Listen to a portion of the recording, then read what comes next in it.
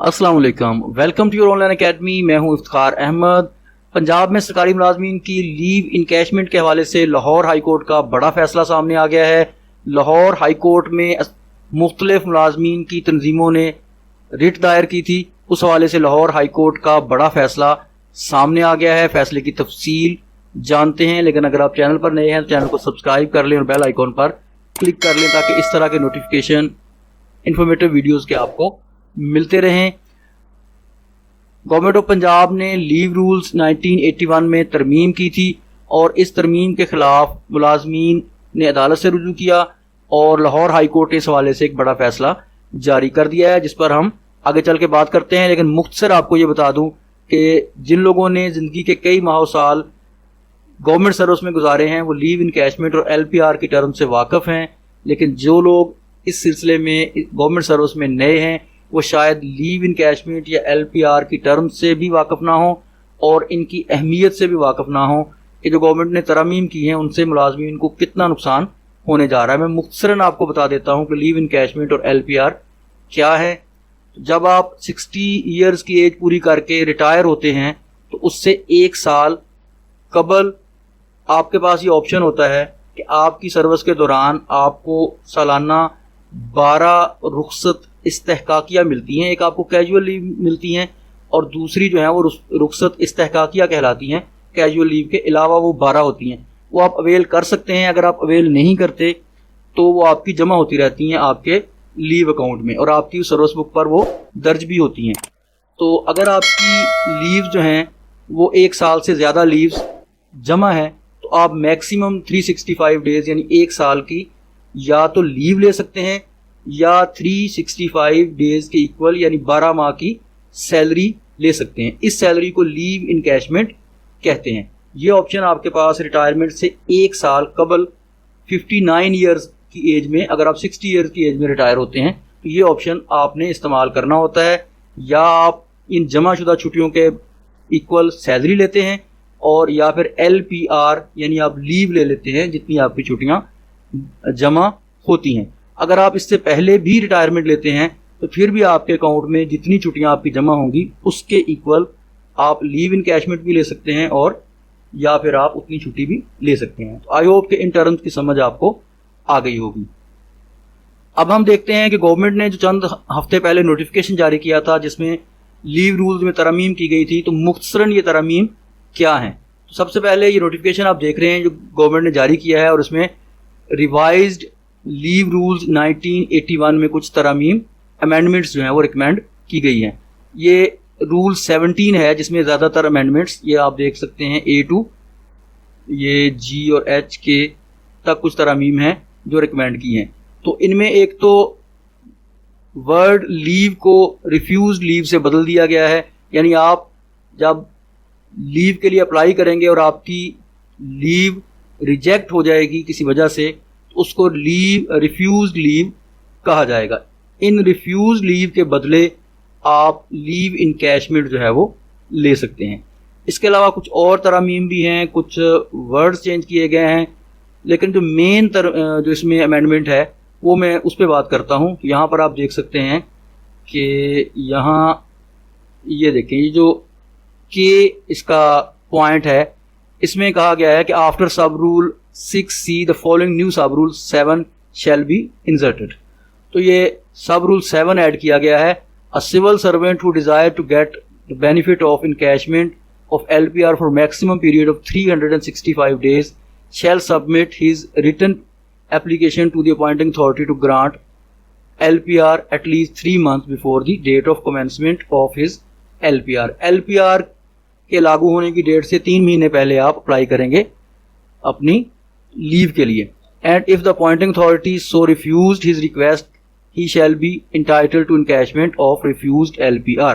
अगर उसकी application refuse हो जाती है तो फिर वो 365 डेज के इक्वल सैलरी ले सकता है। लेकिन ये आखिरी सेंटेंस बहुत अहम है, डेज इक्वल टू इनिशियल पे ऑफ बेसिक पे स्केल। ये बहुत अहम वर्ड्स हैं कि फिर आपको सैलरी लीव इनकैशमेंट की सूरत में मिलेगी आपकी इनिशियल पे ऑफ दैट बेसिक पे स्केल। जिस पे स्केल में आप रिटायर हो रहे हैं उस बेसिक पे स्केल की जो पहली स्टेज होती है जिसे इनिशियल बेसिक पे स्टेज कहते हैं, उसके हिसाब से आपको सैलरी मिलेगी, जबकि पहले ये फाइनल स्टेज के हिसाब से मिलती थी। दूसरा, यहाँ पर ये कहा गया है कि कंपलसरी रिटायरमेंट की सूरत में आपको एलपीआर या लीव इनकैशमेंट नहीं मिलेगी, तो ये पहले भी नहीं मिलती थी, इसको यहाँ मेंशन किया गया है। और ये रूल 19 को ख़त्म कर दिया गया है। ये रूल 19 यहाँ पर ये था कि अगर इन सर्विस डेथ हो जाती है तो वर्सा को, लवाहिकीन को लीव इनकैशमेंट की सहूलत मौजूद होती थी। अब इन सर्विस डेथ की सूरत में भी ये ऑप्शन ख़त्म कर दिया गया है। इन तरमीम से आपको रिटायरमेंट के वक्त कितना नुकसान होने जा रहा है, आइए देखते हैं। ये एक मुख्तसर सा चार्ट है जो मैंने आपको समझाने के लिए तैयार किया है। इसमें आप देख सकते हैं कि मैंने बेसिक पे स्केल 14, 15 और 16 की सिर्फ एग्जांपल दी हैं, और जो रिवाइज्ड पे चार्ट जारी किया गया था 2022 में, उसकी स्टार्टिंग बेसिक और उसकी फाइनल बेसिक, इन दो चीज़ों को यहाँ पर जो है वो दिखाया गया है। तो पहले जो गवर्नमेंट लीव इनकैशमेंट दे रही थी वो जो फाइनल पे होती थी किसी पे स्केल की, उसके हिसाब से। तो अगर आप बेसिक पे स्केल 14 में रिटायर होते हैं तो आपको 12 माह की सैलरी मिलनी है 74,530 रुपए पर मंथ के हिसाब से, और ये आपकी 8,94,360 रुपए बनती है। लेकिन अब जब आपको इनिशियल बेसिक पे के हिसाब से मिलेगी तो ये 12 माह की सैलरी 22,530 रुपए के हिसाब से 2,70,360 रुपए मिलनी है। तो 8,94,000 से कम होके आपकी लीव इनकैशमेंट आ गई 2,70,000 रुपए, और आपको 6,24,000 का नुकसान होगा बेसिक पे स्केल 14 वाले मुलाजमीन को। इसी तरह बेसिक पे स्केल 15 में अब इनिशियल के हिसाब से जो अब चेंजिंग की गई है रूल में, उसके हिसाब से आपको लीव इनकैशमेंट 12 माह की आपकी 23,920 रुपए इनिशियल बेसिक पर मंथ को जब हम 12 से मल्टीप्लाई करते हैं तो 2,87,040 रुपए आपको मिलेंगे। जबकि जो एग्जिस्टिंग रूल्स थे उसमें आपकी फाइनल पे मिलने थे, जो कि बेसिक पे स्केल 15 के लिए जो उसकी आखिरी स्टेज, आपको पता होना चाहिए कि ये 30 स्टेजेस बनाई जाती हैं बेसिक पे स्केल के चार्ट में। उसमें ये इनिशियल स्टेज है और ये 30वीं स्टेज है। तो 30वीं स्टेज बेसिक पे स्केल 15 जो है उसकी 83,320 है, 12 से मल्टीप्लाई करते हैं तो ये 9,99,840 बनते हैं, और नए रूल्स आने के बाद आपको 7,12,800 रुपए का नुकसान होगा जो मुलाजम रिटायर होगा बेसिक पे स्केल 15 में। बेसिक पे स्केल 16 में इनिशियल बेसिक 28,070 रुपए है, और 12 मंथ की ये बनेगी 3,36,840 रुपए।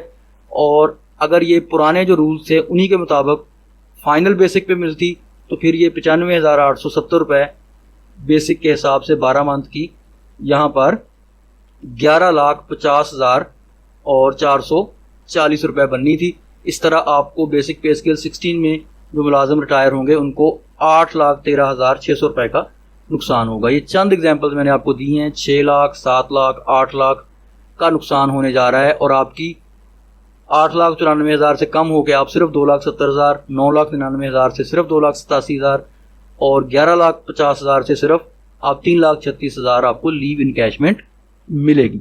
इस हवाले से जो अदालत में केस किया गया और उसका जो अदालत ने फैसला सुनाया है, आइए देखते हैं। ये लाहौर हाई कोर्ट में मिस्टर ताजदीन ने province of Punjab, government of Punjab के अगेंस्ट रिट दायर की। ये जो बल्दियात का महकमा है उनकी मुलाजमीन की ये यूनियन है, तो जिनकी तरफ से ये एप्लीकेशन दायर की गई अदालत में। तो इसमें हम इसकी ज़्यादा तफसील में नहीं जाते। जो पिटिशनर ने मौक़िफ़ इख्तियार किया मुख्तसर में पढ़ देता हूँ आपके लिए, कि कहा गया कि it is therefore respectfully prayed that notification, जो ये नोटिफिकेशन गवर्नमेंट ने जारी किया था 1 June 2023 issued by the respondent number 3। यहाँ रिस्पोंडेंट नंबर 3 जो हैं ये सेक्रेटरी फाइनेंस हैं। By the order of respondent number 1, respondent number 1 यहाँ पर चीफ सेक्रेटरी पंजाब हैं। May kindly be order to set aside as illegal and unlawful and the amendment introduced by the respondent in the revised leave rule 1981 of Punjab Civil Servant Act 1974 regarding decreasing the payment of LPR be declared illegal, unlawful and void ab initio, being unconstitutional amendment and against the rights of the Punjab government employees in the interest of justice, equity and fair play. कहा गया है कि जो तब्दीलियाँ की गई हैं ये unconstitutional हैं और ये मुलाजमीन के हकूक़ के खिलाफ हैं। It is therefore prayed that operation of the impugned notification, जो नोटिफिकेशन साथ लफ किया गया है इस एप्लीकेशन के, उस पर जो इम्प्लीमेंटेशन है उसको रोका जाए। और साथ कहा गया है कि respondent number 1 carry illegal and unlawful amendment may kindly be ordered to be suspended till the final disposal of the petition for writ by his honourable court, यानी इस रिट पर अमल दरामद को रोका जाए फाइनल डिसीजन तक। ये प्ली इख्तियार की थी पिटिशनर ने और कोर्ट का इस बारे में जो फैसला है, मैं उसको जो फाइनल फैसला है सिर्फ उसकी बात करूँगा। तो उसमें यहाँ पर कहा गया है कि be that as it may respondent number 1 यानी chief secretary Punjab is directed to decide the above said application himself और entrust the same to any authorised officer, या चीफ सेक्रेटरी पंजाब इस बारे में खुद फैसला करें या किसी ऑथराइज्ड ऑफिसर को ये काम सौंपें कि वो इसका फैसला करे। इफ़ स्टिल पेंडिंग, अगर ये केस अभी तक पेंडिंग है, the application shall be decided strictly in accordance with the law, according to law इस एप्लीकेशन का फैसला किया जाए at earliest and preferably within 4 weeks from the date of receipt of certified copy of this order, यानी इस order के वसूल होने के 4 हफ्तों के अंदर अंदर secretary Punjab, chief secretary Punjab को अदालत ने कहा है कि वो इस हवाले से फ़ैसला करें।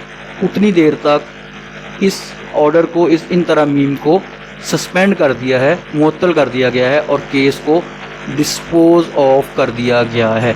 वक्ती तौर पर मुलाजमीन के लिए ये रिलीफ है कि इस पर अमल दरामद रोक दिया गया है, लेकिन लॉन्ग टर्म में इस पर अभी फ़ैसला होना बाकी है। चीफ सेक्रेटरी पंजाब क्या फ़ैसला करते हैं, अगर वो मुलाजमीन के हक़ में फ़ैसला नहीं करते तो दोबारा अदालत से रुजू किया जाएगा और फिर अदालत क्या फ़ैसला करेगी ये देखना होगा। इस सिलसिले में मज़ीद अपडेट्स भी आपके साथ शेयर करते रहेंगे। अगर आप चैनल पर नए हैं तो चैनल को सब्सक्राइब ज़रूर कर लें